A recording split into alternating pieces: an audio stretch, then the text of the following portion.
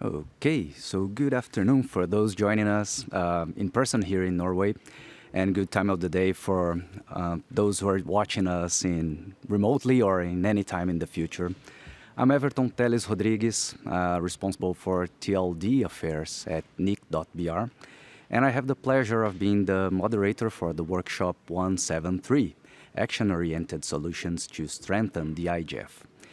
As we only have 60 minutes, I'll be very brief in my introduction, but I couldn't be more grateful to the organizers of this session, especially to Ellen Taylor, which is the policy analyst of internet governance at IZ, the government of Canada, who will also be moderating our online interactions.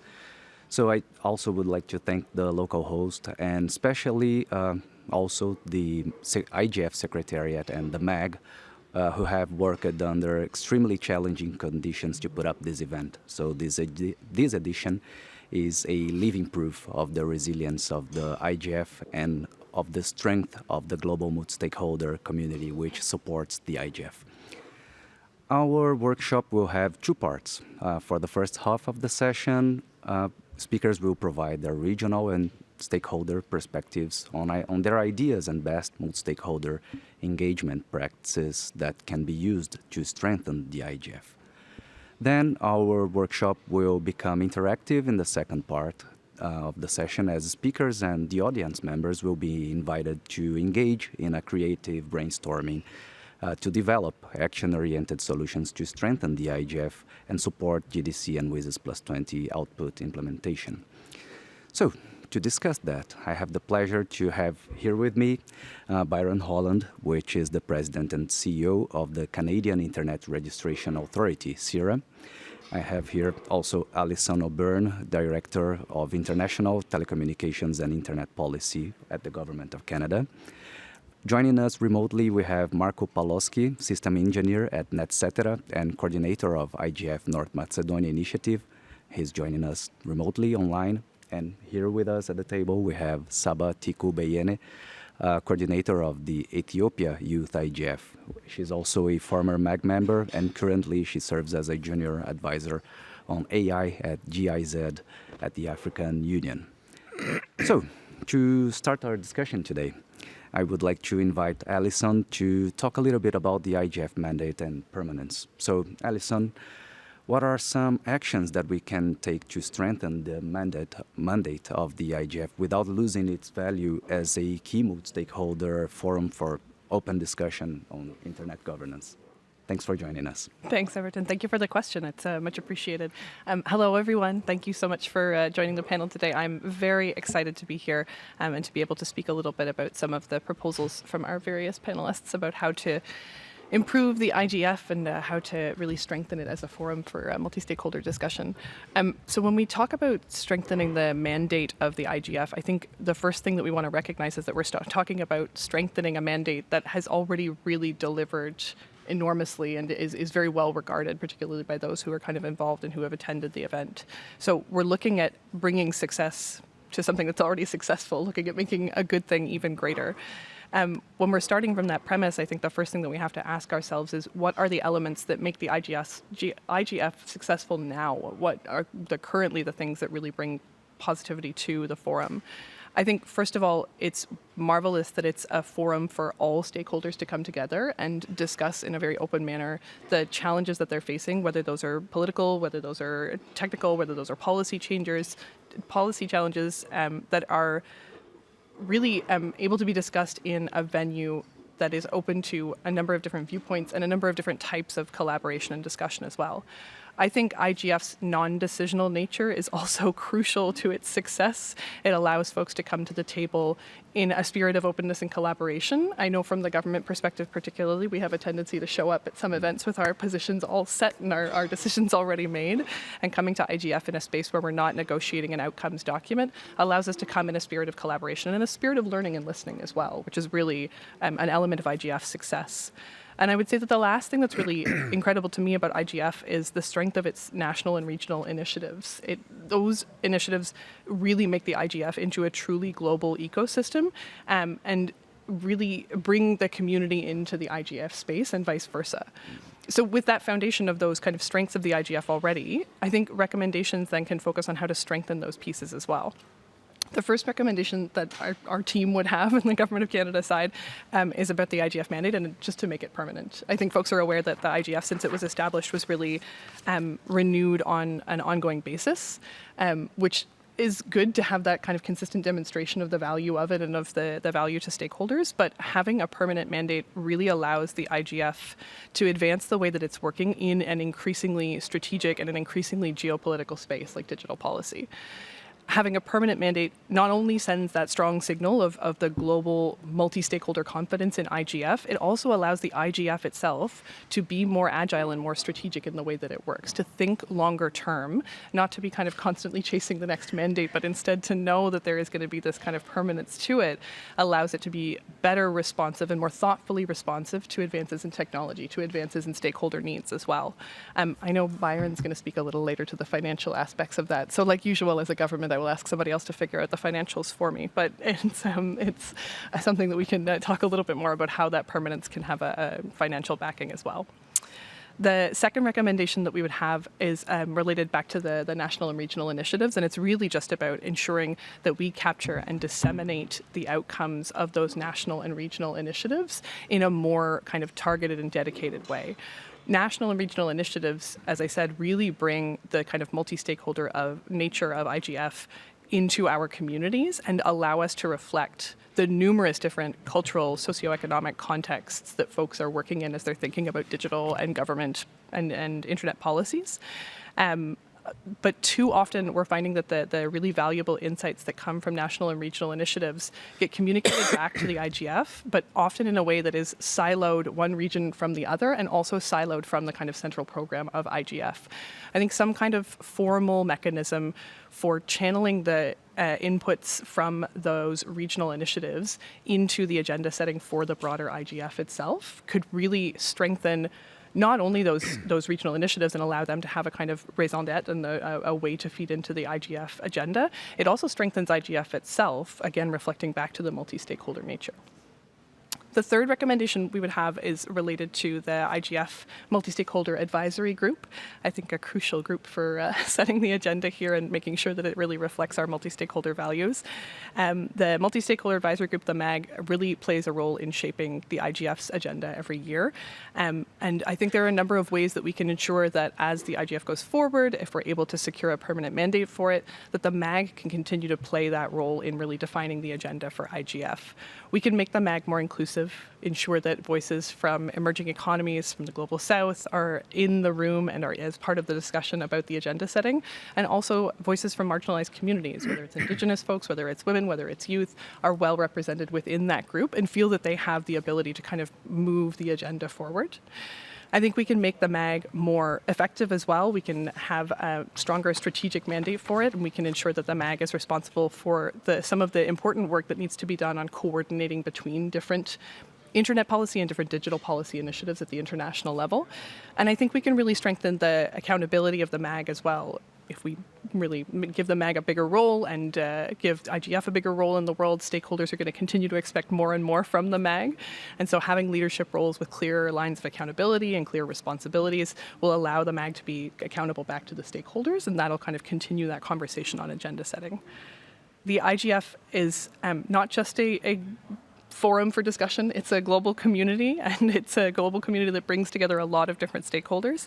Giving it a permanent mandate, recognizing the value of those national and regional inputs, and strengthening the MAG, I think can bring us into the IGF that we want to see for the future. Thank you very much. It's a very comprehensive set of recommendations, and of course that we as a community, as you said, so we all of us here in the room and those joining remotely, we are just aiming at improving the IGF. So, of course, that this is a process that has been taking place for for 2 decades now, and the internet is still being built by every single stakeholder and being built everywhere. So every single input from those who have been joining the internet governance and the building of the internet for so long are all invited to keep improving not only the internet itself, but also the IGF. So thank you very much, Alison, for your comments. Now we are going to our second contribution comes from Marco. So Marco, I hope you're able to join us here remotely. I hope you're hearing me and listening to the conversation. So, as a young leader in the technical community, as well as a member of the steering committee for Eastern Europe in the Youth Coalition on Internet Governance, why is it meaningful youth engagement in spaces such as the IGF important, and how do you think the engagement of young leaders in the IGF strengthen multi-stakeholder internet governance and dialogue? Thanks for joining us.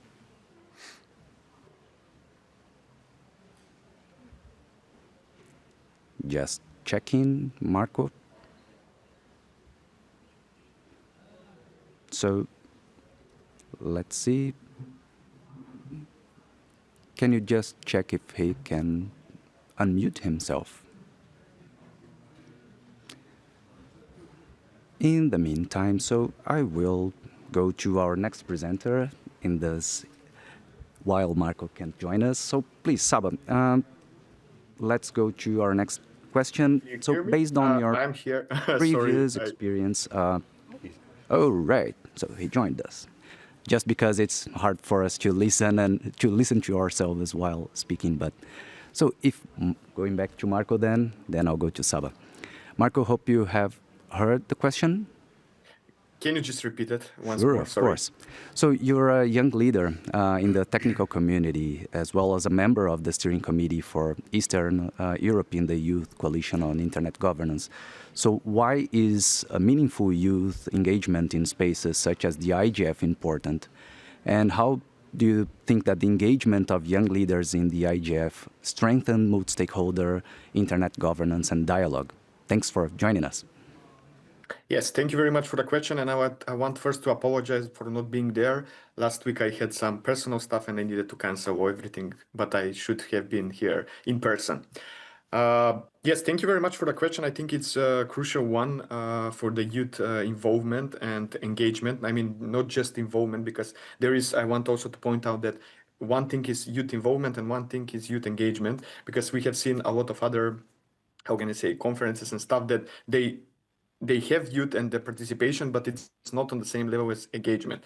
And I would add here that in the recent years, IGF was doing a lot to engage the youth, but of course, there are still more things to do. The most important thing that I will point out that why is youth engagement important for the IGF, for the mandate, and for everything, I mean, in crucial stuff, it's because it gives a new perspective. It brings also the youths which are growing up in the digital world. I mean, whenever you are youth in 15 years now, or 18 years or 30 years, you somehow raised up with some kind of sort of technology and you're growing up with the technology. So I would say it's bringing the stuff, the experience, the issues, and all the stuff that youth are experiencing during these periods of their life. And it's very important because the youths are having those, how can I say, first things experience. I will share a little thing that not every youth is digital literacy, but they have experience with the technology, and that makes very much difference, because sometimes when you don't have the knowledge or you didn't go to those kind of stuff, maybe you think or see on a different way because you weren't taught. You just click it, you scroll it, and you know on your way. Which I don't say that it's wrong or right, but it's good to have those perspective also on the table at the IGF. Um, Another thing is that when we see youths, we don't need to see them as just users, because currently in these days they are also doing content creation, they are doing the developing, researching, community buildings. We can see a lot. I have a nephew that he is and his friends are doing YouTube and TikTok videos. Those people, I wouldn't say they are influencers, but those people, those kids or youths, create content online. So they are not just the users in this time that we are now especially living. So they are more than just the users. And I think it's very much important to bring them also to the table. Of course, youth engagement, to invite them to IGF and engage. Another thing that I would point out is that IGF in its core, it's multi-stakeholder multi-stakeholder model. So it's very important to also bring the youths. It will bring a balance in the whole model of the IGF. And what I also wanted to point out that last year it was created dynamic coalition on teens. What this means is that even the youth as a category is not enough to cover all the youths or maybe the needs of the youths. So that's another point that it's very crucial the youths to be involved, because we can see now the age difference, for example, when we talk about youths 16, how they see and how they are using technology with, for example, me, I am currently 30. So that's totally different point of views and totally different experiences. So I would say that youths are if you ask me, it's a must to be included in this, especially when it's coming to the technology. And finally, I would say that by engaging them, the IGF can stay more, how can I say, relevant, can adapt faster, and build this trust across different age groups, because how the technology is changing and the youths are more and more adapting. I mean, in the past, it was not, how can I say, usual you to change, I don't know, application or maybe even the device for a few years. I mean, until it's broken or something doesn't work, you change it. Now, on a 2 or 3 years, we are changing the technology and how the application and the whole experience is going. I would point out again, Facebook is not the same like it was, I don't know, even 1 year ago, and not more than, I would say, more than the years. So I would say the youths are crucial part to be engaged and be taken place on the table with the other seniors or other people that are on the IGF to discuss those issues and to bring some, I would say, maybe fresh perspective or different perspective from the people. Thank I think I covered the question. Thank you very much, Marco. And I just would like to emphasize how important the youth initiatives are. We have several of them all over the world. Some of them are global, some of them are regional, some of them can be found locally. And I really would like to urge those who would like to join, just to look for one of those initiatives which can be found all over the world. And that will help shaping the internet of today and tomorrow. So the internet is not a finished product. So we all have something to contribute. And so thanks also to the youth program, we're seeing the next generations of internet developers, leaders, users as well, and everything related to the usage and to the present and future of the internet on youth representatives. Thank you very much for your participation, Marco, and stay tuned. So, going to our next presenter, Saba. Thank you very much, Saba, for joining us. And based on your previous experiences on the IGF Multi-Stakeholder Advisory Group, the MAG, as well as your experience as the coordinator of the Ethiopian Youth IGF, do you have 3 ways or 3 suggestions in which we can improve, especially accessibility and inclusivity of the global IGF? So are there any other elements that we should consider when we are discussing this issue? Yeah, it's already on. Okay. Thank you very much for the question, and it's a pleasure to be here today. So based on my experience within the IGF ecosystem, it's very much true that accessibility and inclusion are the core pillars of the IGF. And in order to improve these 2 areas is very much crucial for the future of the IGF as well. The first action is to ensure that the IGF sessions are accessible, and this means, for example, using real-time captioning, or which we already have, live translations into multiple languages, and here we also do have the live translation to 6 UN languages, right, which is very much appreciated. But sometimes you also need to consider the languages being spoken by the majority of the people. For instance, in Africa, Yoruba language is one of the most widely spoken language, being used by the majority of people, around 40 to 50 million. And in order to, consider this, of course, we know sometimes a financial constraint is the issue. But we need to accommodate such diversity as well as making sure that it is a multilingual space. And second way is that we need to, rethink how we support participants from underserved regions. For instance, when we talk about fellowships, they do not have to be a one-time experience, but we need to build long-term engagements, provide mentorship programs, and also to give them post-engagement opportunities as well. And for this, for instance, we can take a look on how this can be integrated into the NRS ecosystem, and this is engaging within the use IGFs, national IGFs, or regional IGFs, and continue their engagement at the grassroots level. And we also need to see ways to have these reporting mechanisms in such cases in order to analyze their participation with a specific fellowship or other programs or opportunities within the IGF ecosystem. And my third recommendation would be inclusion. And this is, from the overall youth perspective, should be very much encouraged. For instance, to have an intergenerational dialogue, for example, where the youth can have or a conversation or an exchange or to have an experience sharing with policymakers or having access to peer learning process or a regional, cross-regional learning process as well.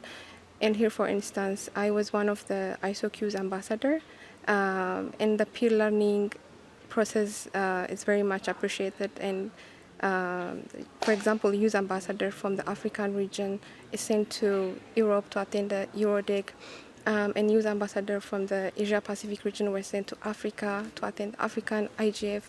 So these kind of pipelines, they need to be encouraged, where I learned something different or learn from other experience of the other regions within the IGF ecosystem. And also, again, speaking from the youth perspective, we should also encourage youth-led sessions and have more fresh voices and ideas in order to be integrated into the whole IGF agenda.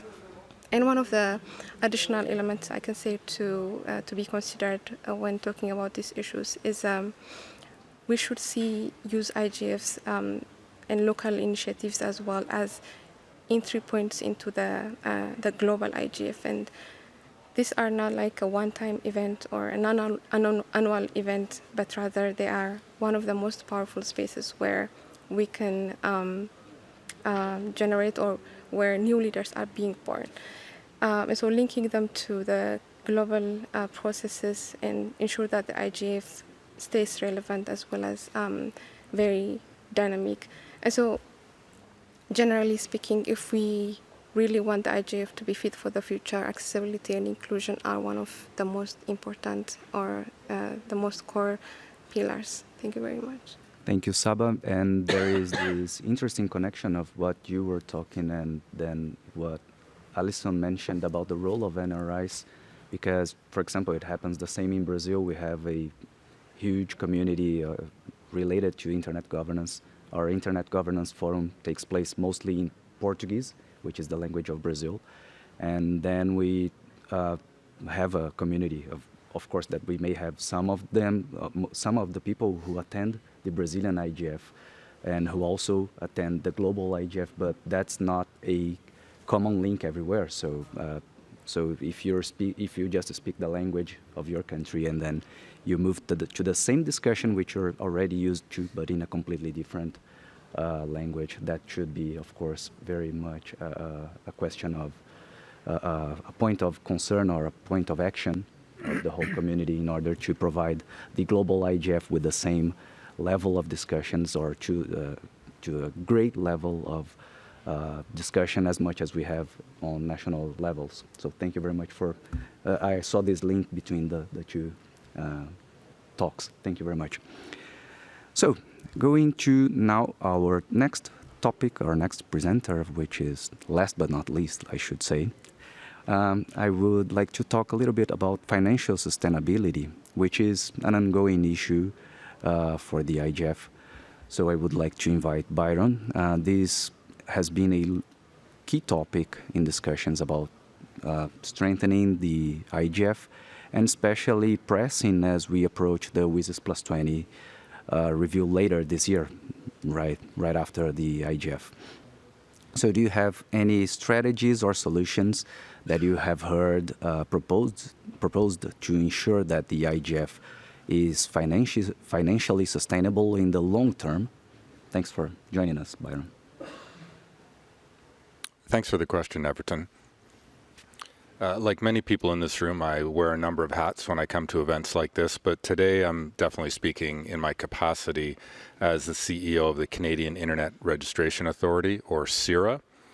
Most people will know us as the operator of the Canadian country code top-level domain, .ca, but we also serve as the secretariat for the Canadian Internet Governance Forum, or the CIGF. What I would like to share with you today is some thoughts on money. That's right, not internet governance, money. And what I'm going to suggest, it's really not rocket science, but it is about the fuel to keep this, all of this entire enterprise of the IGF sustained and sustainable. And I'm sure many in this room and outside this room would agree. Ensuring the long-term financial sustainability of the global IGF and the wider IGF ecosystem is essential if we're to fully realize both its purpose and its value. Among other things, the IGF Secretariat needs funding, not just to do these big events, but to engage its staff, to have staff, support meetings, and to communicate all of the messages and insights and information that come out of these IGF events. And this is no small feat, and it demands sustained and predictable resources. NRIs, too, require funding to convene events, foster local dialogues like we've just heard about, and feed national and regional perspectives into these global events. And today, I'd like to set out 3 key considerations, proposals that I believe are worthy of significant thought, and they relate to 1, clearer and more accessible information on both funding and expenses related to the IGF, 2, diversification of IGF funding, and 3, encouraging long-term financial commitments to the forum. So the first idea is to ensure that meaningful information about IGF costs and funding is clear, it's accessible, it's easy to consume, and it's publicly available. From our vantage point, it's not always easy to determine how much money flows into the IGF and its broader ecosystem, and what the associated costs are with, the annual conference like this, the Secretariat, and the wider ecosystems initiatives and activities. And that's not to say that important initiatives aren't already underway. The IGF Support Association, or the IGFSA, for example, plays a valuable role in raising and distributing funding for IGF activities, including those regional and national initiatives and youth IGFs.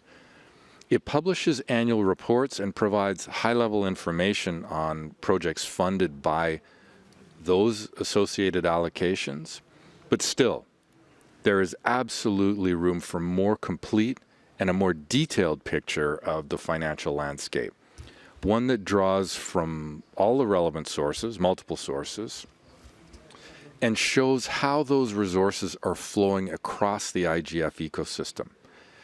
I think this would easily support more strategic engagement, enable stakeholders to identify key gaps, and strengthen efforts to sustain the process, all of these processes, over time. And very importantly, give funders the confidence in the efficient use of their contributions. The second idea is to ensure that the global IGF and its broader ecosystem are funded by certainly a wider range of stakeholders from across the entire multi-stakeholder community, and that those contributions come with minimal strings attached. This approach reflects the forum's inclusive nature itself and its role as a key platform for dialogue on internet governance and policy issues. And I think the diversity of funding sources will also help mitigate any risk of over-influence or capture by any one stakeholder group. I certainly recognize this is a challenging time for many in the community, and that I'm very sensitive that different regions and stakeholders will have varying capacities to contribute. And naturally, those contributions should vary accordingly. You know, in my organization at SEER, we often say, if we can, we should. And I think that that is a sentiment that is quite fitting here. It's important to emphasize that this applies not only to global IGFs, but to the wider ecosystem of national, regional, and youth IGFs, the NRIs. And SEER is certainly proud to serve both as the secretariat and the sponsor of the Canadian IGF, which plays, like many others, a key role in feeding Canadian perspectives into this event, into the global dialogue. And certainly many of my CCTLD peers around the world also do the same in their respective countries. Third and final is building on ideas shared in ICANN's recent The IGF, What We Want paper. I think there's a real opportunity, not just an opportunity, but a need to explore longer-term funding commitments. For example, 5-year pledges. If we had those, that would allow the IGF Secretariat to plan ahead, set priorities, and reduce the uncertainty of year-to-year funding cycles. Longer-term support would also make it easier to pilot new initiatives in areas of emerging need, be they emerging technologies, continued capacity building, or other innovations. It would create space for experimentation and innovation. And importantly, it would signal to the broader community that the IGF is not just a forum worth preserving as it is, but one worth investing in, allowing to innovate for the long haul. So these reflections are, as I said, not rocket science. But if we advance these elements, clearer financial reporting, a broader diversity of funders, and some longer-term funding commitments, I'm confident that we can keep the IGF sustained, relevant, and innovating for many years to come. Thank you. Thank you very much, Byron. And this is a topic which, regardless of our views of the IGF and of our different experiences of the IGF, the financial sustainability is definitely key for making the whole process happening regardless of where and when.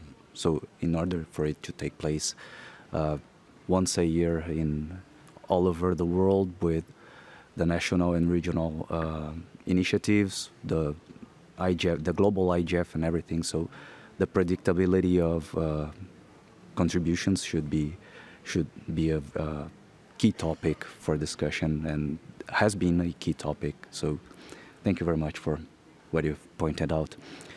So now that we have heard this first round of comments from our presenters, it's the first opportunity that we will have to interact with our audience, both those joining us here in the room and also online.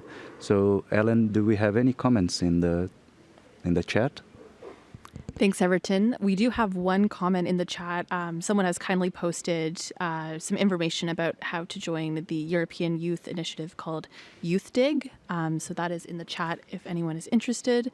I also do have a question here if we're okay to start the Q&A portion. Sure. Okay. Please. Fantastic. So a question here in the chat for Byron. So this person asks, does diversification of funding include the UN budget as a source when you haven't mentioned? So yes, definitely. I think that the various elements of the UN absolutely have a role to play in funding. My point more was that in a multi-stakeholder environment, I think it's important not only for people to participate in the multi-stakeholder space, but quite frankly, all of us in this room bear some responsibility not just for participating and providing our thoughts and our inputs and our organization's commitment, but if we want this space to continue to exist, those organizations that can should be participating in it. So I think that in a space like this, having a single source of funding, which I'm not sure if that's exactly what the question was getting at, but potentially, a single source of funding like the UN, I think would be a disservice to a multi-stakeholder environment, and that's why I believe that broader diversity of funding is really critical to making this whole enterprise be sustainable over the long haul. Thank you, Byron. Thank you, Ellen. And well, so contributions come not only from the microphones, but also sometimes from financial contributions. So this should be as well a source of contribution, definitely. Thank you very much, Byron. I see we have one comment from the microphone over here. So, Jordan, thank you very much. The floor is yours. Thanks. Everton, is this one on? Yes. It is. Great. Yeah, it's weird when you don't hear it coming back. My name is Jordan Carter. I work for the .au domain administration. Just offering a couple of personal comments here. An idea came up in a discussion earlier today I was part of about how to better connect the NRIs with the IGF process. And it was to make sure that appointees to the IGF's MAG, as one of the sort of conditions of their appointment, are people who are active in their NRI community, to make sure that people in the MAG are already sensitized to the needs and the realities of grassroots issues and grassroots organizing on internet governance topics. So instead of people who might be very detached from that process being part of the MAG community, there would be a kind of a precondition. It couldn't be a universal one because, of course, some places don't have NRIs, but this might be a way to more strongly connect. The other point is an observation that in this context, we have the WSIS review coming up at the end of the year. I think we should be a little careful about how much we seek to see IGF improvement suggestions woven into the outcomes document of that review and agreed by an intergovernmental process versus things we can do, for example, like reviewing the terms of reference of the IGF's MAG, and things that we can do in a more administrative, less politically sensitive, perhaps more multi-stakeholder fashion to strengthen the institution as well. So I hope that people can think of things maybe that need to be done to strengthen the IGF in a really proactive, action-oriented way. They don't all have to feed in just to the WSIS review. And so I just encourage people to think a little bit outside the box, perhaps, about that. Thank you. Thank you very much. Thank you, Jordan. And well, for the first part of your comment, I think that one of the key aspects would be to look at ourselves as a community. So we have MAG members that they may or may not be part of an NRI, considering the existence or not of that NRI. But if we just look to ourselves as a real community and those who should be appointed to the MAG as part of this community instead of people coming who knows where. So this is definitely a good point. Thank you very much for pointing that out. We have one more comment from the floor. Bertrand, thank you very much. Hello, good afternoon. My name is Bertrand Lachapelle. I'm the Executive Director of the Internet and Jurisdiction Policy Network. I'm glad to see all those sessions about the IGF and the evolution of the IGF. And I want to continue on the track that I've shared in various other sessions. And listening to Byron, I think it's important to understand that the question of the funding of the IGF cannot be dissociated from the evolution of the IGF. The current state of the IGF is a very hybrid situation where there is a lack of clarity of what exactly people are expecting this organization to produce. I think there's been a real interesting convergence in a few other sessions on the notion that the core function of the IGF is this framing phase, the bringing people together, the decision shaping, and not the decision making. And as Jordan had mentioned in another session, it is a little bit a difficulty to raise money from companies, for instance, when it's not a decision-making body. It's one of the conundrums. However, I strongly believe that if we have a clear discussion on how to improve the IGF, revise its mandate, organize its structure more formally around exactly the components that we have today, but in a more structured manner, then the question of funding will be possible to be addressed. The second point is, and I'm very glad that Jordan made the comment before me, because we shouldn't try to solve this question in the WSIS plus 20 process the way it is today. There's no way we will achieve something that is sufficiently comprehensive by December. However, by December, we should have put on the table the question of who are we asking to steer this discussion? Where do we anchor this? Is it in the UN? Is it in the CSTD? Is it in the high-level panel? Is it in any other structure? How do we have a multi-stakeholder discussion in 2026 on the evolution of the mandate, the evolution of the funding, and the evolution of the structure of the IGF, and under whose auspices, with which partners around the table? But the question of the evolution of the IGF is the one that should be high on the agenda as an outcome of the WSIS plus 20 review. Thank you. Thank you very much, Bertrand. Are there any reactions from our participants? Would you like to comment on what was shared with the audience? Any comments? So, Sure. Okay, Byron. Well, as usual, Bertrand has a complex, multi-layered question/comment, and I'm just going to pick up on one, unsurprisingly, the money part, because I think, you know, my comments were threefold about the different elements of funding it. As an organization with many CCTLD colleagues from around the world who has participated in funding the IGF over the years, it can be difficult just procedurally to do it because of the way it gets done. But also to Bertrand's point about how are the top, you know, essentially what is the agenda and the purpose of the IGF going forward? I think for those who have been participating in the IGF over a number of years will recognize that we've seen the private sector step back considerably over the years. And I think that that's a challenge on two fronts. One is, where are they? We can talk all we want about the platforms, but where are they? They need to be part of this conversation, and what can we do to make this space more relevant to get them back into the conversation? Because it's beneficial for them to hear what the broader multi-stakeholder environment is saying, particularly in regards to some of the things that they're doing, and it's important that we hear it too. They have perspectives that maybe don't get articulated in these spaces that are very, very relevant.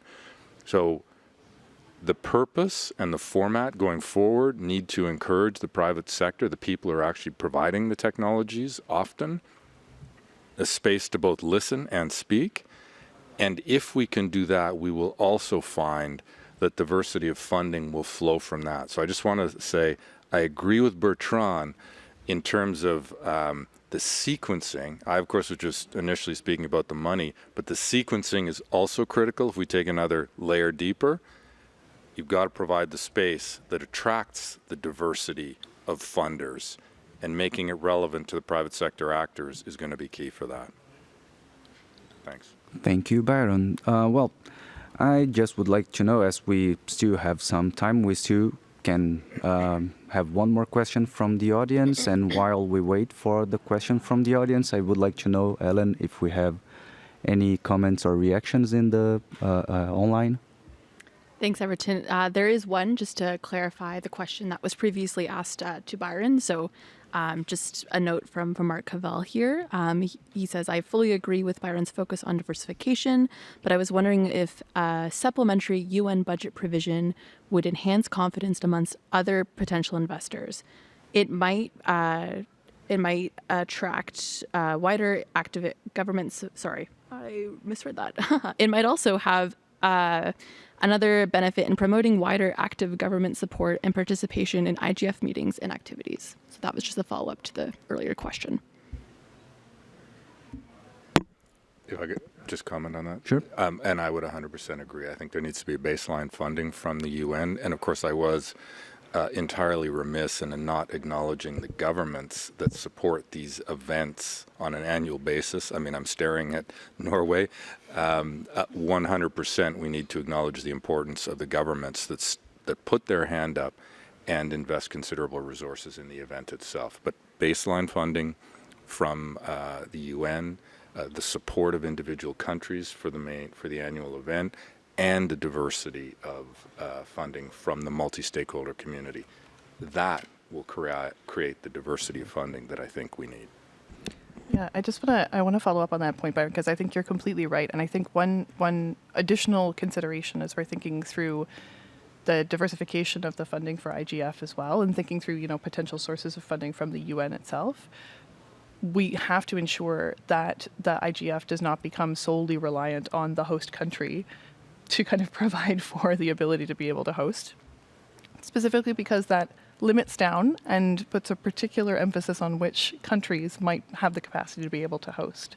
So seeking out those diverse sources of funding, ensuring that we keep business or bring business to the table, and likewise looking at sources from international organizations like the United Nations allows us to envision an IGF where the host country maybe has a lesser burden or maybe is able to more easily host, even if they are not, a G7, G20 nation.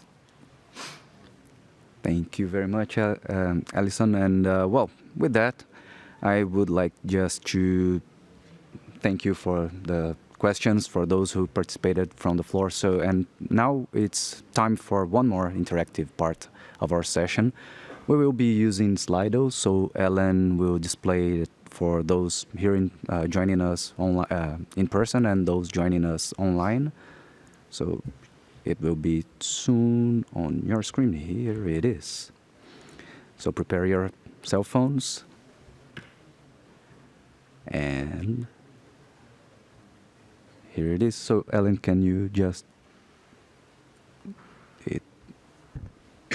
It is loading. Yeah, Apologies. it's loading. So here you can find you will find three options for you to vote. Please, here is the code for you to reach to menti.com. Oops. Yes. So you can join us at menti.com, and then in a few seconds we are going to the questions.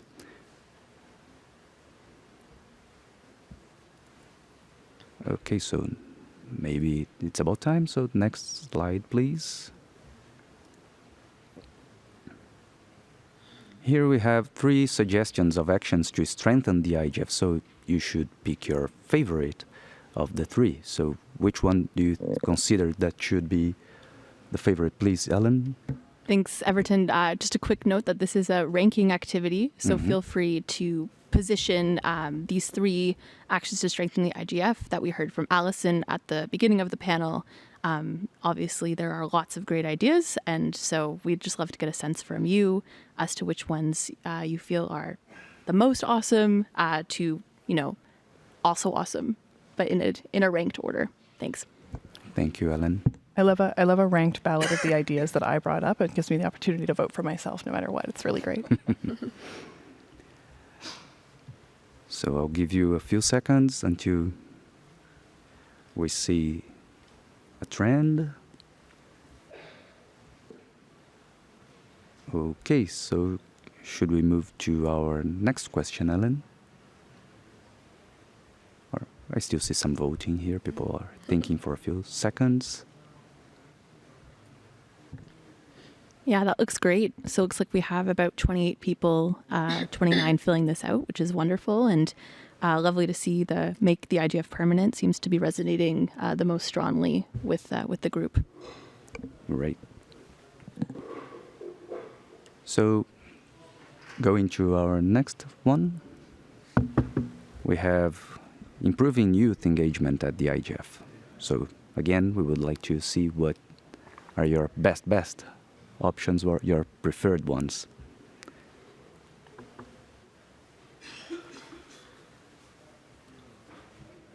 Of course, again, as Ellen said, this is a non-exhaustive list of topics, so many should come from discussions. We could keep discussing this forever.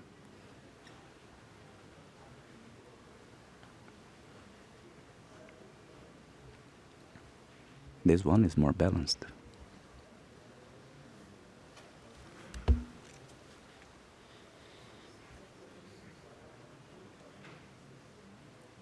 Heavily, really balanced.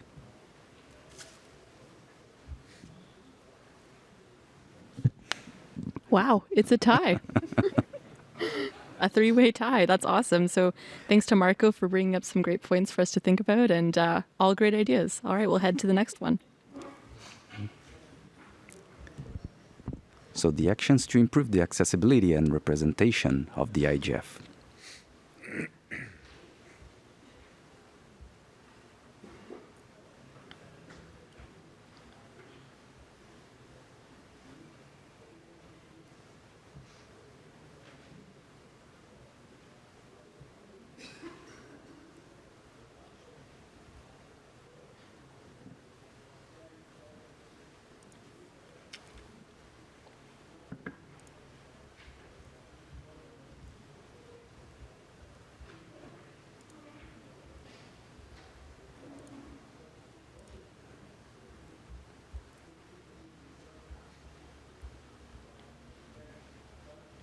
Okay, so it's quite stable now, or not?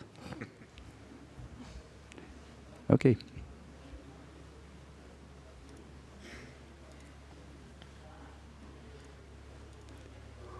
And now improving the IGF financial sustainability.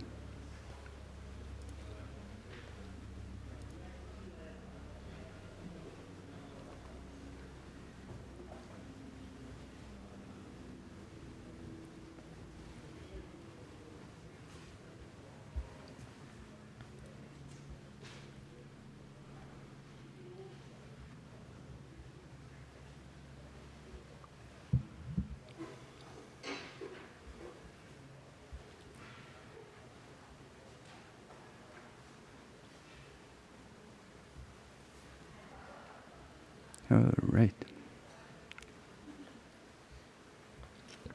Yeah, sure, please. Great. I think looks like for this one, the first and second option are pretty close of diversified IGF funding base and promotion of long-term commitments to IGF funding. So thank you to Byron for bringing those to our attention and speaking so in depth and gave us really great points to think about when we did this activity. And for the previous one as well, I forgot to mention, apologies, but thanks to Saba for really bringing those three ideas for inclusivity and accessibility at the IGF, and that long-term support was really emphasized in the one that became the most prominent amongst the audience. So thank you all for your participation, and that's the end of the Mentimeter. Over to you, Everton. Thank you very much, Ellen. And then, with that, I just would like to ask each of our presenters for a brief concluding their takeaways from the session and high-level thoughts on the future of the IGF. I'll use the same order as in the first half, so please, Alison, thank you very much. Yeah, for sure. Thanks, Everton. I'll be very brief. I think it was heartening to see in the questions that were raised and in the discussions that we had that folks are very focused on the long-term sustainability of IGF. I think I have participated in a number of international forums in the digital policy space, and it's wonderful to be in a community that is so strongly supportive of the continuation. I think we really are, as I said in my initial remarks, in a place where as we look at strengthening the IGF, we are looking at making a good thing better. It's really a successful model already where we have opportunities to kind of continue to capitalize on those successes. And so I think some of the solutions presented today really give us an opportunity to think about the inclusivity of it, the effectiveness of it, and the longevity of the IGF. Thank you very much, Alison. Marco, the floor is yours. Yes, thank you. I want to point out that from everyone from us that we speak, and also in the audience, I think that we agree on something that IGF should continue, whatever it is in this format or something else. But it's important to continue because we saw from a different perspectives that it's very important to have this kind of a platform or a place where we can come and discuss those kind of issues and situations and solutions, hopefully in the end, that are affecting us about the internet. And I think it's the IGF is, I would say, the one place that is open, transparent, and it's, how can I say, accessible to some degree of accessibility, of course, and inclusion, but it's very one of its kind, I would say. And also this multi-stakeholder model, I think it's proving that it's possible to have some kind of platform or body like IGF that is that can work if, of course, all the stakeholders want and are committed to do something. So I would say yes, that we should continue the mandate of IGF, and yeah, that's all from my side. Thank you very much, Marco. Thanks for joining us remotely. And Saba, the floor is yours. Thank you. Thank you, Everton. I'll also be very brief on this. I think the future of the IGF really depends on how we seriously take these issues that we just discussed. And that is, we must actively support people to stay engaged, just beyond the IGF or beyond an annual event, and also creating a space for newcomers as well, and create that space for diverse people to come and lead, and for diverse faces to be seen as well.